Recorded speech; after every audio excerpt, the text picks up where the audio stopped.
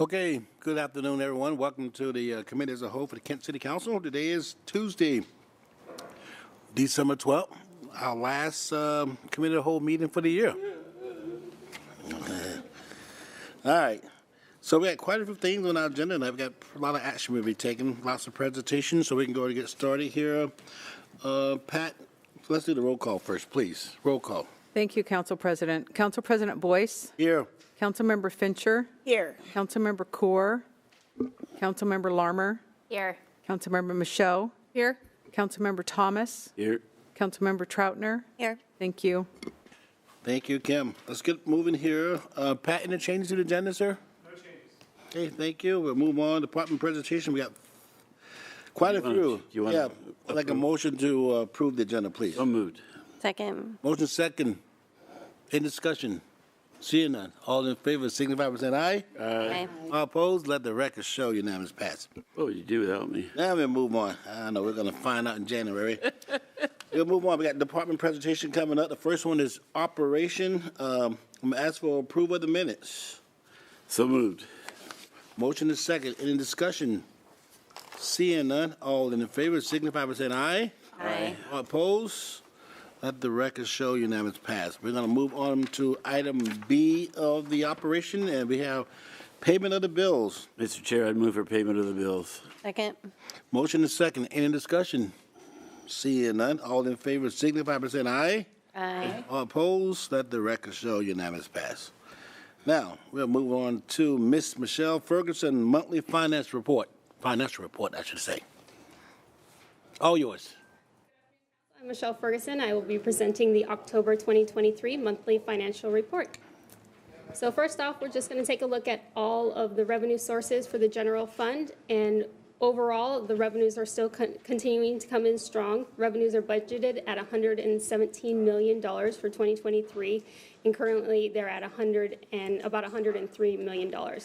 Last year, the revenues were at $134 million at year end, so it looks like we're going to be coming in less, but that is because there was an extra $12 million of transfers in related to ARPA that was kind of skewing those numbers. But overall, we are expected to come in over budget on revenues.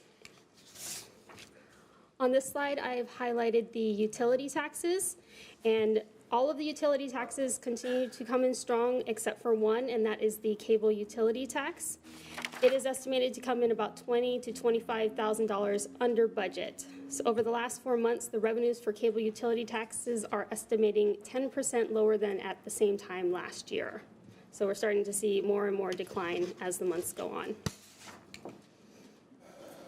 So this slide is kind of comparing the variances from October of the last 2 years to this year. So just pointing out the ones that might look a little bit odd. So the variance for property taxes are negative, and that is, if you recall, for the 23-24 biennial budget, we shifted some revenues around between property tax and sales tax. And that is, we moved 52.5% of the property taxes to the Capital Resources Fund, and so that is why you're seeing that large variance. But overall, coming in right on target, actually a little bit over budget. Licenses and permits are coming in under budget, and that is mostly because of a change that Fire has done to their revenues. So they're playing a little bit of catch up, so our revenues are lagging because of it, but we should see those revenues even out as soon as they get caught up. And then down on expenditures, all departments are anticipated to come in on budget or under budget. Just wanted to point out fire contracted services. It has a negative variance, and that is because in 2022 there was an extra payment that was missed from 2021. So the 21 and 22 numbers are a little bit off, but 23 is right on target.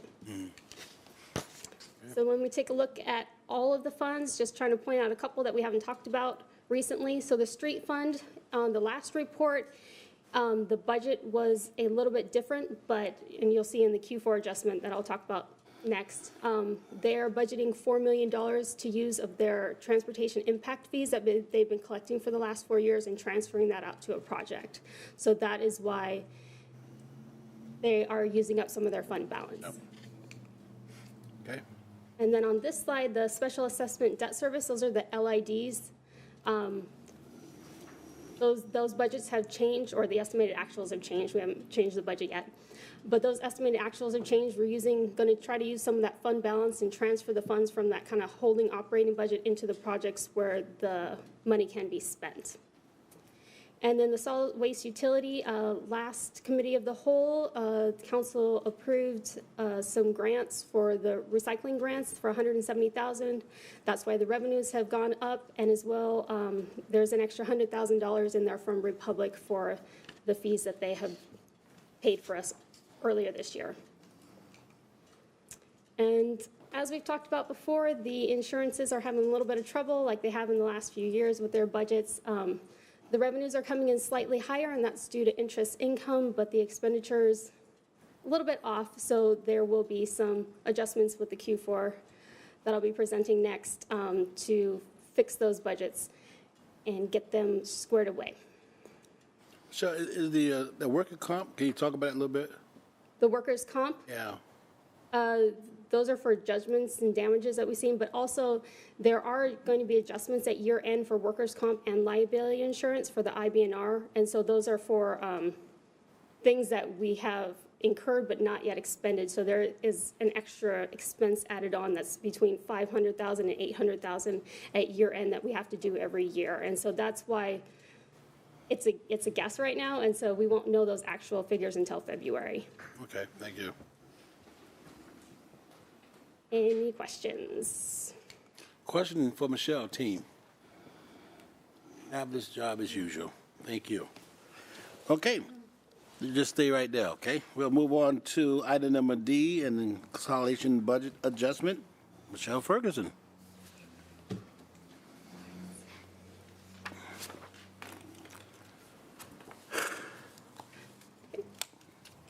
All right, I will be presenting the fourth quarter budget adjustment for October 1st through November 30th. This is a rather large one, so it's going to take a minute. Overall increases total $30,527,040. Previously approved budget expenditures total $7,700,990, and the budget changes that are pending approval are $22,826,050. As always, I'll be using rounded numbers during the presentation, but the ordinance and exhibits contain the exact figures. So starting off, the previously approved expenditures, the $7.7 million that council's already approved, include $5.69 million in grants. The adjustment for grants include $3.25 million from King County for multiple grants, which include $2 million from King County Conservation Futures Fund for the Ruth property acquisition, which was approved by council on February 7th, and then 3 grants from the King County Parks Capital and Open Space Program, which were approved by council on March 7th, and that was for $500,000 for the Morrow Meadows Park renovation, $338,000 for the Salt Air Vista Park renovation, and $206,000 for the Regional Trails Enhancement Project. There was also $206,000 from the King County Flood District Control for the 76th Avenue South Mill Creek Culvert Replacement Project, which was approved by council on August 1st. Then there was $683,000 for the Connecting Communities Pilot Program grant for the Willis Street Road Diet, which was approved by council on July 18th. $500,000 from the Washington Department of Commerce for the funding of a solar rooftop array for the Kent Senior Center, which was approved by council on September 19th. $499,000 from the Highway Safety Improvement Program for the City Safety Road Diets Grant, which was approved by council on August 1st. Also, $472,000 from the Puget Sound Regional Council for the Safe Streets and Roads for All Action Plan, which was approved by council on July 18th. $170,000 from the Department of Ecology for local solid waste financial assistance grant, which was approved by council at Committee of the Whole on November 21st and is on this evening's consent calendar. $163,000 for the Department of Commerce periodic update grant for help with costs related to the comp plan. $50,000 for miscellaneous parks program grants, and then there's a negative $97,000 for returning unspent grant funds related to the quiet zone and commute trip reduction grants. Other changes that council has also approved total $2 million, and they include $1.75 million for the from Sound Transit for additional funds for the Federal Way Link Extension Project, which was approved by council on September 5th. $161,000 to budget the opioid settlement funds, which was approved by council on August 1st, and $100,000 to increase the city arts plan budget. Can you explain the negative 97 for True Grant? Can you talk about that a little bit, please? So the commute trip reduction program, they had a person that was spending some of those funds, and that position has been vacant for a while, so they're going to return some of those funds. We got to give it back. Yeah, Okay. so they just weren't spent Okay. in time. All right. Thank you. So the budget increases that are pending approval total $22.8 million. So budget change of $8 million is needed in order to use the transportation impact fee funds that have been accumulating for the past 2 years in the street fund. So $4 million will be transferred from the street fund, and then $3 million will be budgeted in the Reith Road Roundabout project, and $1 million will be budgeted in the 224th, 228th project. A budget change of $7.86 million is needed for the transfer of funds from the general fund to use in the various insurance funds. A transfer of $2 million from the general fund to the workers' comp fund is needed.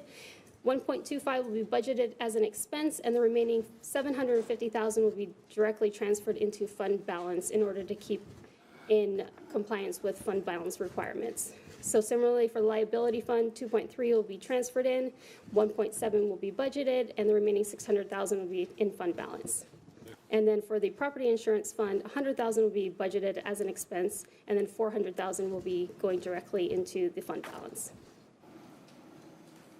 3.47 million is needed to move the shuttered venue operators grant for showware into their operating budget. Right now, it's just sitting in a project. So 700,000 will be budgeted as an expense in their operating budget, and then 2.8 will be transferred from operating into their life cycle budget.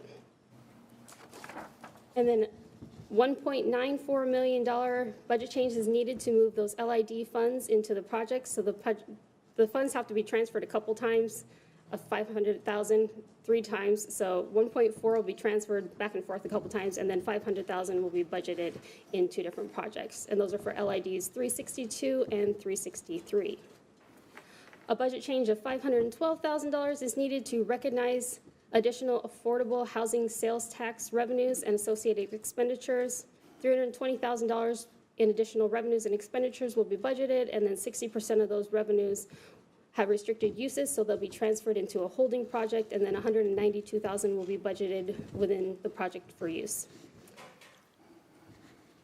And then a budget change of $325,000 is needed for the use of fee in lieu funds for the Green River Trailhead, for Meeker, Morrow Meadows, and Spring Park renovation.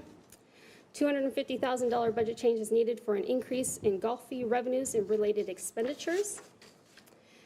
$231,000 is needed for an increase to the animal control expenditures that we pay to King County. $131,000 is needed for miscellaneous park project adjustments, so closing out some projects, moving the money around to various other projects. $121,000 is needed to move the comp plan budget from their operating budgets into a project. $100,000 is needed for the solid waste fund to budget the revenues from Republic and then associated expenditures related to that. And then $100,000 is needed for golf legal services. This will include a $50,000 transfer out of the general fund, and then a $50,000 will be budgeted within the golf fund. A budget change of $75,000 is needed to use levy funds for the community garden project, and then a negative budget change of $282,000 related to ARPA expenditures. And that's mostly going to be for vacant ARPA positions that haven't been filled, so we don't need to move the money, so we're just returning it back to the projects. But that is offset by $60,000 increase for the Uplift program to make sure they have enough expenditures to get through the end of the year. And the animal control, so that's something King County run it and can't. So that's something that we, Yes, we're under an agreement with them. every year we do that. Okay. Yeah, we put an increase in the 24 budget for that. And Councilmember Thomas, sir? Thank you, Mr. Chair. This is going to be directed to either Tammy or Pat. Could you explain a little bit, or yourself, the $100,000 for the golf legal services? That is related to the Half Lion and all we need to do to make sure. I didn't hear what she said. Pat could clear it. They have to do with half line closing up the restaurant. Oh, So briefly, so we have the half-line situation going on. We have a bankruptcy matter that we have to manage, and that is a very specialized area of law, so we have to transfer funds. It's not something that is done in our office. We have to retain attorneys for that matter, so. okay, thank you. And once again, that negative 282 in the opera, just could you explain it to me one more time, please? Those are for positions that haven't been filled or were vacant for the beginning part of the year. So a number of positions weren't filled until partway through the year, so we're just returning that money back to the main projects because we can only transfer in exactly the amount that was expended. Would a position open up later and then go back, or they done? It's just removing the budget for that was unspent. Yeah, we're not getting rid of the position, we're just removing the excess budget. I'm with you. Any other question, guys? We good? Let's see. I'm sorry, Councilman Long. I need to put my glasses on, all right? I'm sorry about that. So just a little bit more on the King County Animal Control. Is that because they're located in Kent, or is that something like all jurisdictions contribute? Yes, each jurisdiction that they represent pay in, but Kent uses a lot of their services, so we have to pay extra this year. It's gone up over $200,000 than it was last year. So we're looking into trying to figure out how we can fix this in future years, but the contract goes for the next couple of years, so we're kind of locked into it. Like a 5-year contract, or do you know? It's an agreement with King County. Is it year to year? Or is No, it's for, I think, 5 or 6 years. Okay. You remember, Pat? Sorry. I think we're locked into that contract through at least 2024, possibly 2025. We just looked at this contract. We are locked in at least for 2024. I think we're locked in through 2025. Okay. And then we'll be renegotiating and looking for better terms? Yes, or looking for an alternative way to perform the service, yes. Okay, cool. All righty. You had to phone a friend, but you're still number one in my book, okay? Any other question for Michelle team? You have anything else for us? Okay, All right. good job as usual. Thank you so much. All righty. Seeing no questions, Mr. Chair, I would move to adopt ordinance number 4481, consolidating budget adjustments made between October 1st, 2023 and November 30th, 2023, reflecting an overall budget increase of $30,527,040. Second. Motion and a second. Any discussion, council member? Seeing none, all in favor, signify by saying aye. Aye. All opposed? Let the record show unanimous pass. And Michelle, thank you so much. Item E, on operation, we're gonna have Tower Duckworth, like Carahsoft Technology Federal? How you pronounce- Carahsoft. All right, fair enough. All right, all yours. Good evening, Council President Boyce and council members. I'm Tara Duckworth. I'm the Deputy Director of Information Technology. And tonight, I have a motion memo to authorize that the IT Director purchase through a General Services Administration federal supply contract with Carahsoft Technology Corporation if those purchases fall within established budgets and are made within the term of the contract, which is in effect through August 21st of 2028, or any extended contract term that might be authorized. Previously, we have purchased these services and equipment from Carahsoft through a different General Services Administration contract, but that one has expired. And this contract is no longer valid, so we need to use a different one that will be in effect through August 21st of 2028. We've made purchases under this new GSA contract with the mayor's authority totaling $38,037.78 for a renewal of our Ivanti Technical Relationship Management services. And then in mid-January, we plan on using this contract to purchase our hardware lifecycle equipment from Nutanix, which includes servers and storage and compute and network infrastructure that runs our data center, and that'll cost about $380,000 in January. All those are part of our already approved IT budgets. Okay. Any question, team? All right. Okay, motion, please. Yes, seeing none, Mr. Chair, I move to authorize the IT director to purchase through the General Services Administration Federal Supply Contract with Carahsoft Technology Corporation if these purchases fall within established budgets and are made within the terms of the contract, which is in effect through August 21st, 2028, or any extended contract term that may be authorized. Second. Motion is second. Any discussion? Excuse me. Seeing none, all in favor signify by saying aye. Aye. All opposed? Let the record show unanimous pass. Thank you. Thank you. Well, Brian, I know you was hoping to get through without going through Councilmember Thomas again, but this may be your last chance. I So know. tell him bring it on, okay? Brian, all yours, sir. Thank you, Council President. Good evening, members of the council. Brian Rambonga, your PMO manager in your IT department. I'm here to present for authorization and agreement with Justice Systems Corporation through a cooperative purchasing agreement that they have with the Washington State Department of Enterprise Services.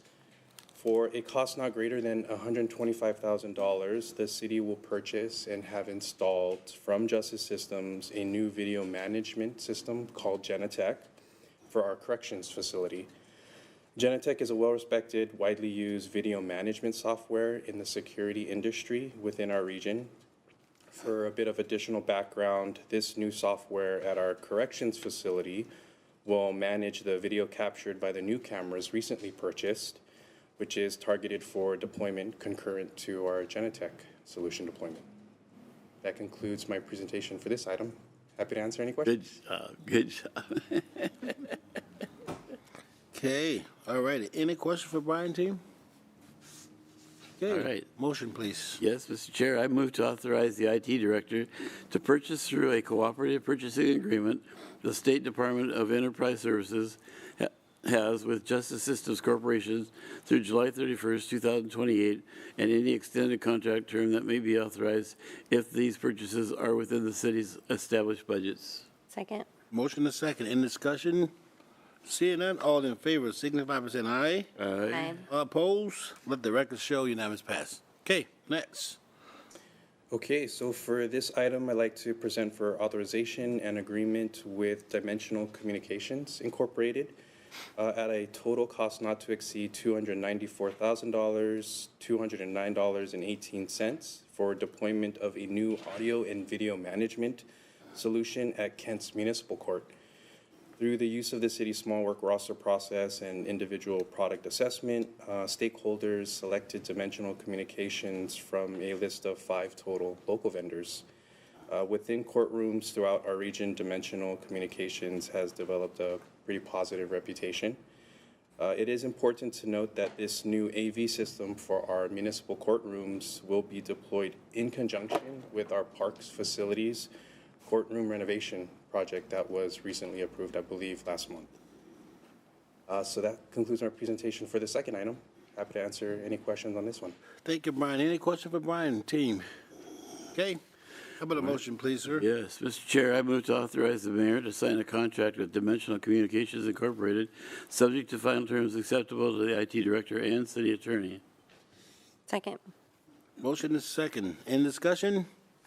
Seeing none, all in favor signify by saying aye. Aye. All opposed? Brian, do you have any parting word for Councilmember Thomas? I will miss you. Great. I bet you will. Like a thorn in the side. All right. Thank Thank you, you, Brian. Brian. Appreciate it, buddy. Thank you, sir. Okay, public safety. Victoria, how you doing?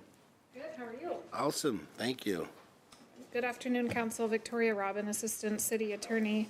I'm here tonight to present an ordinance that deals with several new crimes adopted by the state legislature during the 2023 legislative session. Although this is primarily it's really a housekeeping ordinance. All of these new crimes were previously discussed with you in June. Tammy White brought them to you as session laws. They are now just codified as RCWs. We have the actual RCW, so we are deleting them as session laws in the Kent City Code and incorporating them with the actual RCW. In doing that, we also went through the ordinance, or through the Kent City Code and removed any repealed sections of the RCW and made other amendments where titles had been changed and adopted other crimes that had been not previously adopted by specific reference. Okay. Really just a giant cleanup and Yep. housekeeping ordinance. Thank you, Victoria. Any question from Victoria team? If not, I'm going to ask for a motion, please. Yes, Mr. Chair, I move to adopt ordinance number 4482, amending Chapter 9.02 of the Kent City Code to incorporate new crimes adopted by the state during the 2023 legislative session. Second. Motion is second. Any discussion? Seeing none, all in favor signify by saying aye. Aye. All opposed? Let the record show unanimous pass. Thank you, Victoria. Thank you. All right, we're going to move on. Look like Chad and Councilman French decided we're to the last meeting of the year to do all your work. But I guess it's better late than never, Chad. So I'm going to turn this over to Councilmember Fincher, please. Thank you very much, Council President. And we have Thomas Lair, who's going to be leading us through the agreement with RH2 Engineering for the Linda Heights Pump Station project. Yeah, good afternoon, Council. I'm Thomas Lehrer. I'm a design engineer with Public Works. I'm here to present for a contract amendment authorization. The Linda Heights wastewater lift station, which is shown on screen, is the oldest city-owned pump station that is still in operation. The pump station is located within Linda Heights Park and is near the end of its useful lifespan. Thanks to the great collaboration with the Parks Department, we will be able to reconstruct or replace and relocate the pump station in 2024. The project is funded through the sewer fund, and what's shown on screen are architectural elevations prepared by our consultant. And to complete the design phase of the new pump station, Public Works is requesting council authorization for a contract amendment of $70,279 to RH2 Engineering's design consultant contract. The amendment, if approved, will increase RH2 Engineering's total contract amount to $398,779. And if this contract amendment authorization passes out of committee, it will be on the consent calendar at tonight's council meeting. Thank you. Thank you. Comments, questions? Nope. No? Just like to add that the actual works of it, the actual pump itself, is older than many of the council members sitting here. Whoa. Yeah. Don't talk about Councilmember Yeah. Thomas like that. Yeah. No, I said many. Yeah. Okay, in that case, I move to authorize the mayor to sign amendment number 12 to the consultant services agreement with RH2 Engineering for the Linda Heights Pump Station project, subject to final terms and conditions acceptable to the Public Works Director and City Attorney. Second. It has been moved and seconded. All in favor? Aye. Motion carries unanimously. Thank you very much. Thank you. And now we have Mark Madfi, who is going to do just about everything else that we have tonight. So Mark first is going to start off with the 108th Avenue Southeast and 264th Street compact roundabout. Oh, yeah. Yeah, thanks. Good afternoon, everyone. Stupid. So this next item is to accept HSIP grant funds through WashDOT for the Southeast 264th Street, 108th Avenue Southeast compact roundabout. This project will install a compact roundabout there at 108th and 264th, where there's currently a stop-controlled intersection. The project includes new concrete curbs, storm drainage, concrete retaining wall, sidewalk, driveways, asphalt pavement, striping, and illumination. It's currently under construction. We hope to have it completed by the summer of 2024. And so this this originally got a grant through HSIP for $885,000 back in 2021. In June of this year, WashDOT offered us an additional $709,000 for additional funds that will help cover additional costs, construction costs from the original scoping estimate. And so this motion is just to accept those additional grant funds. Love accepting grant funds. Yeah. Comments, questions? You may have one for Councilman Thomas there. No? Are you good? Well, yeah, actually, it's one block off. That would have been Home Depot Street. This was odd, but I'll vote for it. Anything else? I move to authorize the mayor to accept additional grant funds for the 108th Avenue Southeast and 264th Street Compact Roundabout Project in the amount of $709,000, amend the budget, authorize the expenditure of funds, and authorize the mayor to sign all necessary documents subject to final terms and conditions acceptable to the city attorney and public works director. Second? It has been moved and seconded. All in favor? Aye. All opposed? Motion passes unanimously, and we will accept those grant funds for work on that roundabout.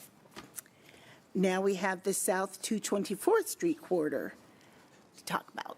Yes, there's 3 items on that one. I can cover those in one presentation. Please do. Okay. So this project will extend where we left off with Phase 2 at 94th Place South, and extend the project along 218th and up 98th and ends at 99th Place. The project includes widening to 3 lanes with a widened shoulder, curb, gutter, sidewalks, planter strips, street lighting, storm drainage. We'll also be installing a compact roundabout at the intersection of 216th and 98th. And as part of the project, we need to underground all the overhead lines through here. And so according to our ordinance, we need to put those underground. And so with normally signed a Schedule 74 construction agreement with PSE to underground their lines. There's PSE Power, Lumen, and Comcast on there. And so with the Schedule 74 agreement, the city pays 60% of the costs, and PSE pays 60% of the cost, and the city pays 40% of the costs. And the city also pays all the costs for the trenching, backfill, and restoration. And so with that, once we get all the power underground and energized, all the customers have to convert to the underground system. And so that takes a while. And so a lot of the poles are in conflict with construction, and so they need to be moved temporarily. All the green poles here are PSC that need to get moved, and a couple yellow ones there are Lumen. So we also have a separate agreement with PSC to move those poles just a few feet out of the way so construction can continue until all the customers have converted, and then all the poles can get removed and the overhead system can get taken out. A quick question, Brenda, please. Yes. On the pole, are they gonna? You said they're gonna be moved. Are they gonna be put back, or things go underneath the ground? Yeah, they'll be taken out after they're moved, and all the underground systems in. They'll all come out. Awesome. Thank you. Yeah. And then with Lumen, we also have an agreement to temporarily relocate their poles, and also we have to pay the additional incremental costs of moving their lines overhead versus underground. And so that's an RCW. It's a law that we have to, whenever they have an ownership share in the overhead system, we have to pay that incremental cost. So the agreement with Lumen includes that, as well as the cost for temporarily relocating their poles.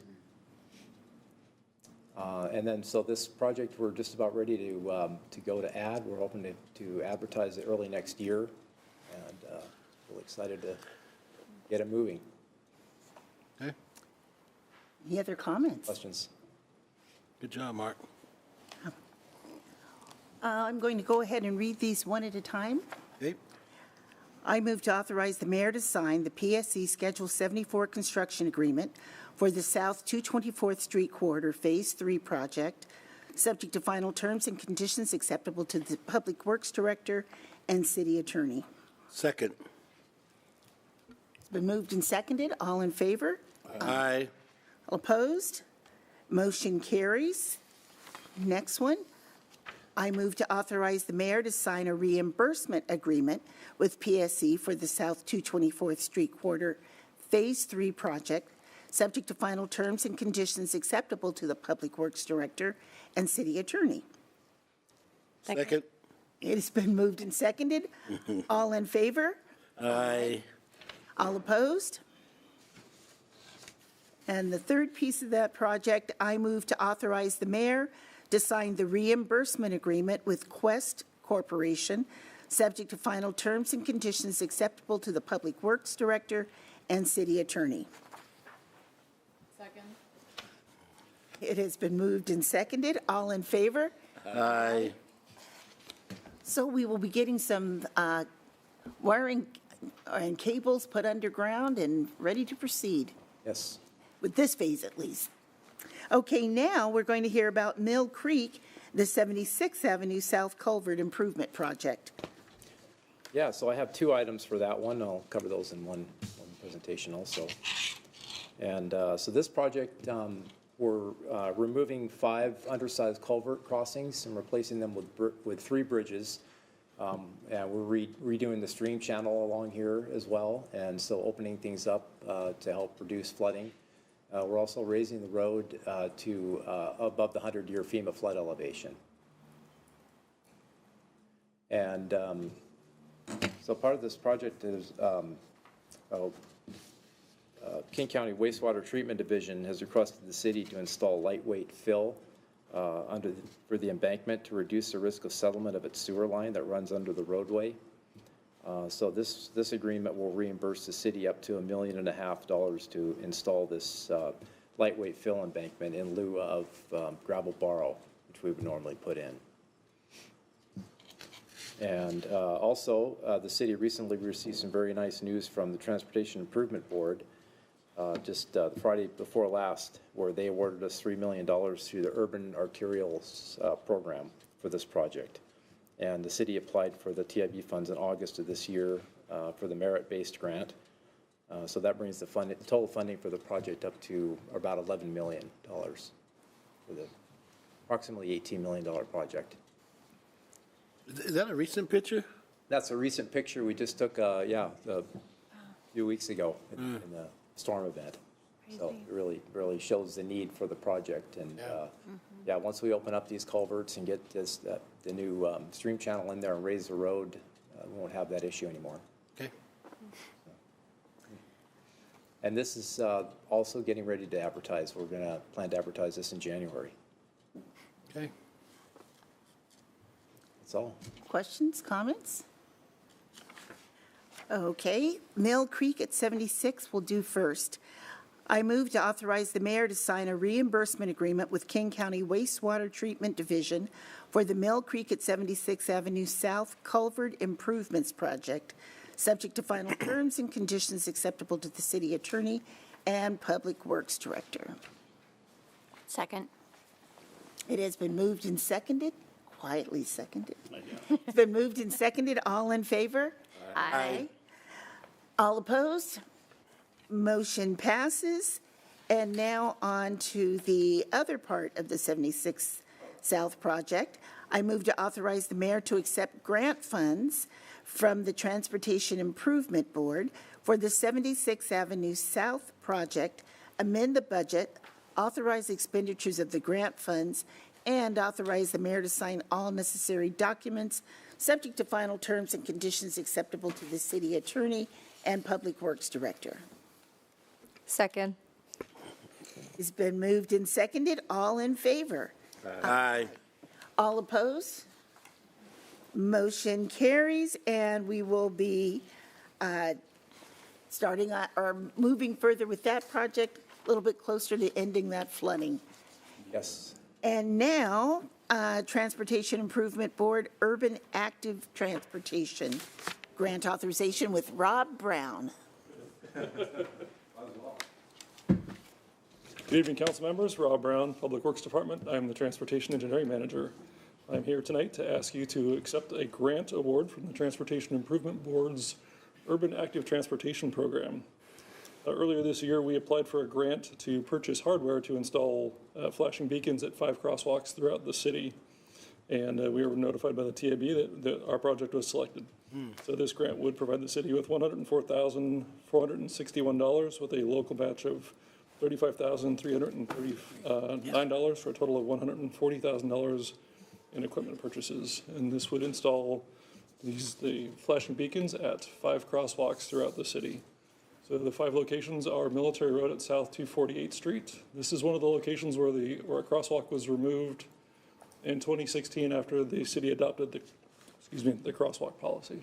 The second location is the 22300 block of 116th Avenue Southeast. This is in about the middle of a very long stretch of 116th Avenue that does not have a marked crosswalk and at the intersection of 2 large neighborhoods. The third location is 116th Avenue Southeast at Southeast 234th Street. This location does have a marked crosswalk. It is part of the school crosswalk for Meridian Middle School. And then the fourth location, 132nd Avenue Southeast at Southeast 234th Street. This is also a school crosswalk for Meridian Middle School. And then the final location is 132nd Avenue Southeast at Southeast 278th Street. This is next to or adjacent to 2 transit stops and along a section of 132nd that does not have, I can share. Okay. Doesn't have crosswalks. So again, with that, I would ask the council to please accept the funds, and we will purchase the hardware, and then the hardware would actually be installed by city staff and/or projects next year. Okey doke. And I would be happy to answer any questions about this great pedestrian improvement project. And did you mention the match? The match, yes, match is the match is $35,539, which would come out of the street fund. To come out of the street fund with time and all too, right? Staff time? That is the match for the hardware purchase. The staff time would be separate, and that would come out of, again, staff budgets and projects. Thank you very much. We're using this to leverage funds from other projects. Questions, comments? Councilmember Thomas, last chance. No.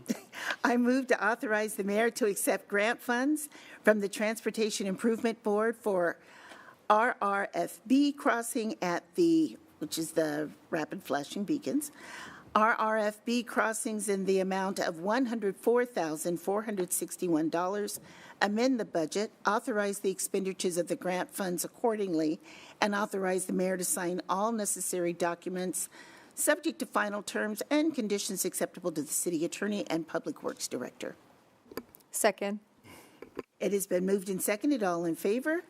Aye. Motion passes unanimously. We will get those beacons flashing, and we're rolling. That is it.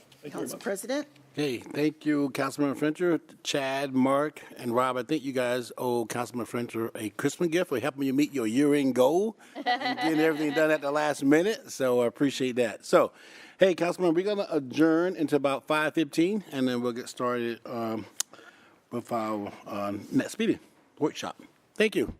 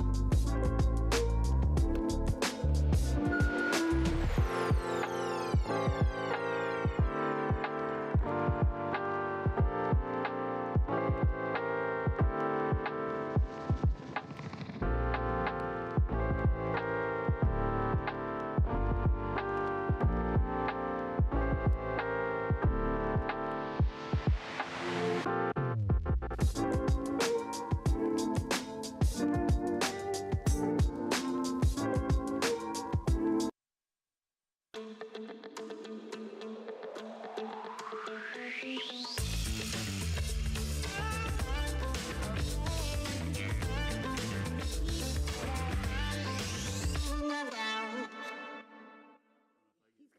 too, it's okay.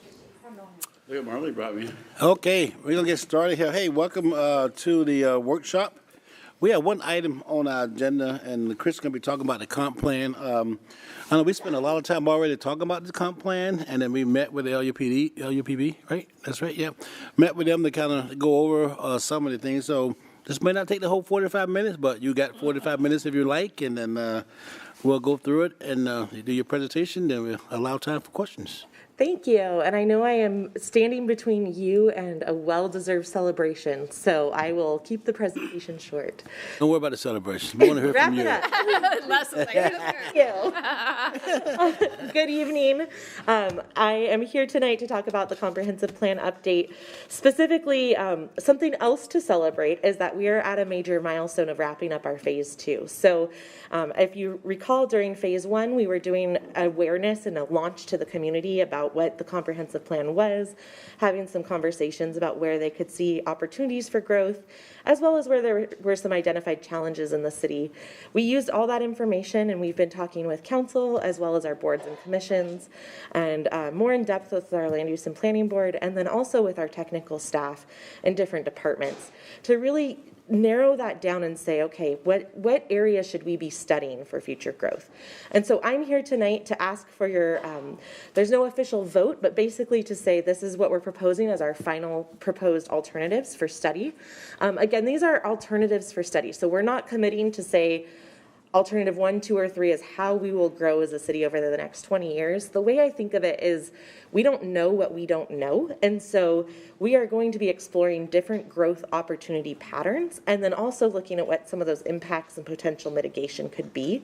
So then we can either pick one of those 3 alternatives or do some sort of hybrid approach and make a preferred alternative. So we did talk about some of our progress to date.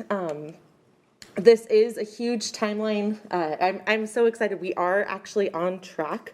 We did have a little bit of hiccups with some of the new state legislation and needing to rerun models. But once we recalibrated our schedule, we're actually on track with finalizing phase 2. I did want to highlight this bottom. The phase 2 public engagement is going to roll into phase 3. It kind of spans the winter 2024 timeframe as well. So this is something, congratulations you all. I know you've had a lot of work on providing input to this point. So again, our goals, we're finalizing alternatives for analysis in our environmental impact statement. And really, what I would like you to think of as we're going through these alternatives, we took the feedback from our joint land use and planning board and council workshop. We've removed some areas, but are there areas that you think is a really missed opportunity and we have to add in to this study? So not necessarily at this point remove it, because studying it doesn't necessarily hurt us going forward. It gives us information, but if we don't study it, it's much harder. We would have to repeat work, and that's when it becomes much more kind of on the precarious side for project schedules and meeting the state adoption timeline. So as a reminder, you'll see this slide every presentation. I should do a pop quiz and reward 10,200 new housing units are our target for 2024 or 2044, and 32,000 new jobs. Once we move into the alternatives and looking at the study, we will also be looking to make sure that we have capacity for the units at a variety of levels of affordability. It's really important that we say we have to plan for and accommodate. So we're putting the zoning in place, but really it is a combination of the private market, federal, state, local subsidies, and other partnerships that make sure the development actually happens. We as a city are legally responsible for making sure we have the zoning for it.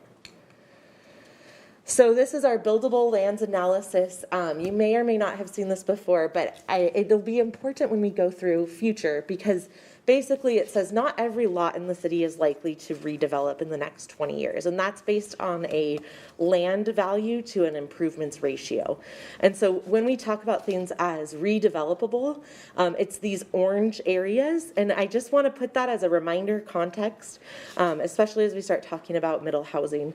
We are finishing up the model rerun for the urban growth capacity for middle housing because that report was done by the county on our behalf far before the state law was done. So a reminder, we held lots of online events and surveys. We held 4 meetings with students as well as 4 meetings with the general public. And this is just kind of a summary of where people generally said growth could be explored or where it could go. So when we talk about these preliminary alternatives, again, just a reminder on this process. So we've done this first circle of the community outreach and baseline, and that has informed how we've gotten to our 3 alternatives. So after tonight, we'll move forward with those 3 alternatives, and that begins our study process. Once we have all of that study information, then we put together what we call a draft EIS, and that is the results of the study. We'll go back to the public, come back to you all to discuss those results and talk about any concerns, any refinements, and narrow down into that actual preferred alternative, which is what our final comprehensive plan becomes. So we are in the intense data crunching phase, and that works a lot with our utilities as well as our other departments, as well as the external utilities that we don't manage ourselves. We're in contact with other water and sewer utilities. So an overview, the main point of this, if you take nothing away, is alternative 1 is our 2015 comprehensive plan, just going through 2044. This does not change from when we did the joint workshop. So everything in this one is the same.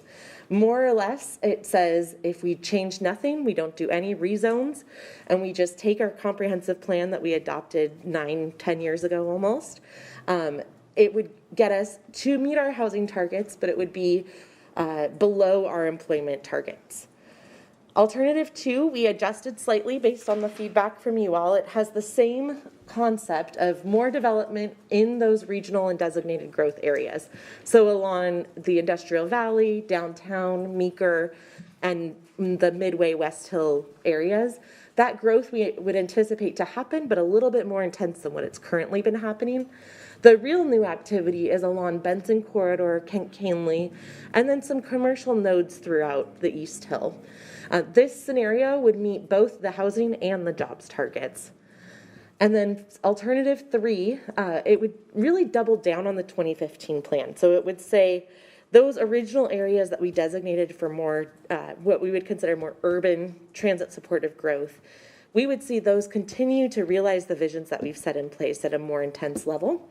But we also recognize that there have been changing conditions. So there would be new activity along Benson Corridor and Kent Canley, but it would be a little bit more modest. So instead of a 2 to 4 story development, it may be more of like a redevelopment of 1 to 2 stories. This target also meets the job targets and the housing targets. And the big thing here is, as a reminder, is this is not high, medium, low. This is a variety of growth dispersions in different ways. This is breaking down really where the housing focus is in some of these areas. We did talk about this on the last time, so I can come back to it if you'd like to see it in more detail. But it's just a reminder that really our industrial valley, there's strong PSRC requirements that we really can't have housing in that area, and it's preserved for industrial uses. And there's also some environmental justice concerns around putting housing near those uses. And so that is the one area of the city that we don't anticipate seeing new housing in. But the jobs and the housing dispersed throughout the other identified areas are shown just graphically to kind of more visually understand where the dispersions would go. So we do get credit. I mentioned the county finished their buildable lands or urban growth capacity. They gave it a new name this year. They finished that report in 2021. That only got permit data up to the start of 2019. And so we've actually been seeing development from 2019 to 2023. And so we've been working to also add in the items of development that have already happened, because we get to count that towards credit for our 2044 growth targets. So there's some information that we have. We've added additional new housing units already. We've added about 3,000 new units since that 10,200 number was established. And then we've also added a significant amount of jobs. And so we are not starting at zero as of 2024 and have a 5-year gap. I just wanted to throw that in as a reminder. So when we're looking at the growth targets for this new development, really what we're looking at is for the housing is this top row for alternatives 1, 2, and 3.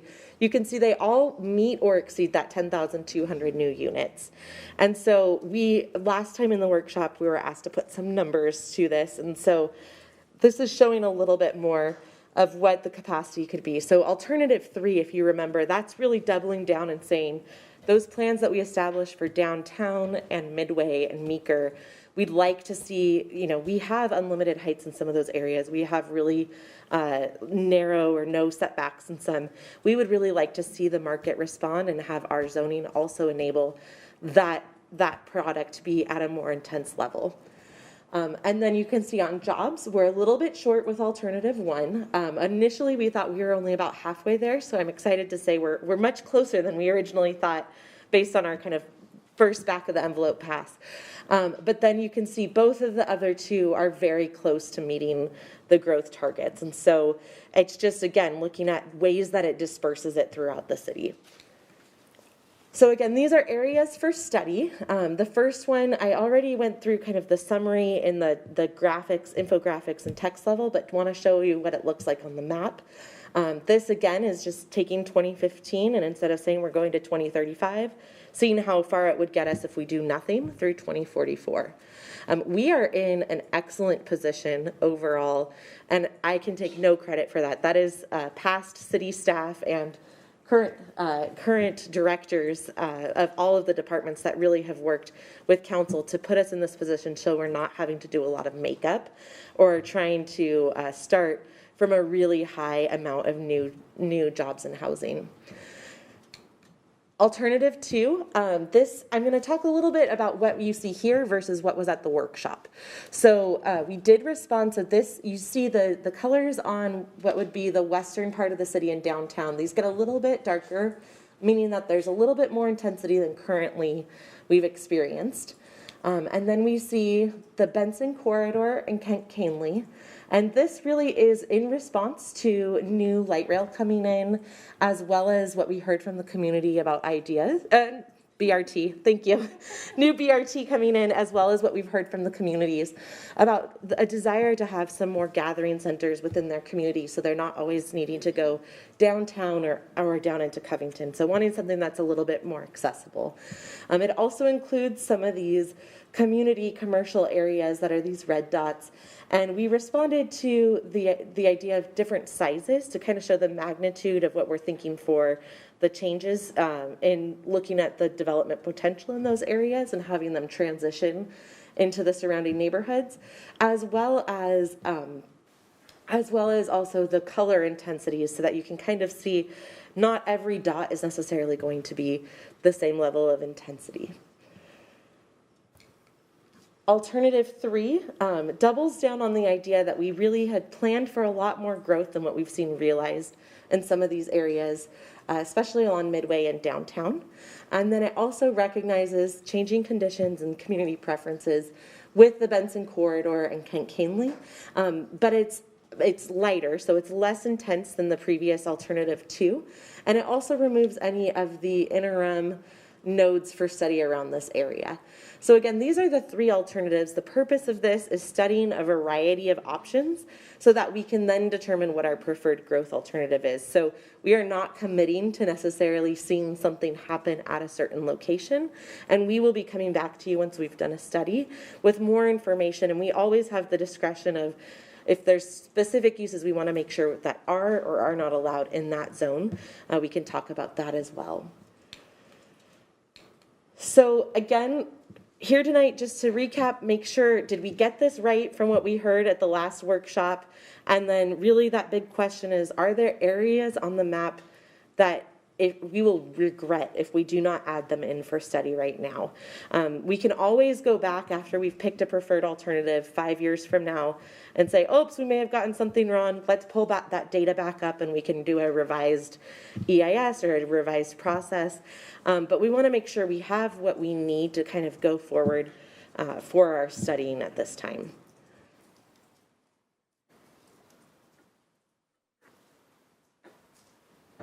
Are you done? Sorry, that concludes my presentation. Well, I think if nothing else, you made it clear. I count study 26 times. Sorry. So this is clear. This is a study, right? So this don't mean we're going to go this way versus this way. In order for us to move forward, we have to study this year. And I think you did a fine job outlining exactly what we're doing. So I'm clear. I guess my council member, I know we talked about this quite a bit, met with the Land Use Planning Board. Any question, concerns that we have? I would just talk to Councilmember Fincher. Are you concerned? You good? Councilmember Thomas? I'm good. Councilmember Troutner? I'm good, but are you looking for us to No kind of all agree on an alternative at this point, or just saying that we agree with what you presented to us? Yeah, as so the- no okay. official action required, just saying these are the 3 alternatives we're studying. Do you see any major red flags we need to be aware of or adding something in for, again, not asking for a preference on any of them, but those are the 3 that are moving forward. 27 times study. Okay. I didn't say study this time. I'm just kidding. Councilmember Larmer, any questions, thoughts? No, and actually, and Kristen, I want to thank you. I was not able to make that land use and planning board combined meeting, and Kristen took some time with me yesterday and brought me up to speed. So thank you very much for this presentation and at the time yesterday. So I feel really good that these are 3 good alternatives to study. Thank you, Councilmember Larmer. Councilmember Core? Good? Okay. Good? Hey, you said there's a lot of work done ahead of schedule. Also, you have come and picked the ball up and continue to carry the ball, too. So you will get credit. We appreciate you and your team. And good job. And I feel really good about you leading us and looking forward to the outcome. So thank you. Thanks to your team as well, too. Thank you. Okay. Well, Councilmember Thomas, she finished this in We're doing good. 18 minutes. So good. Thank you so much. Appreciate it. Take care. Good. All righty. I believe there's Okay. a bunch out there. Anything else? Are we good? Okay. All right, guys. We're going to adjourn until 7 o'clock. Okay. Thank you.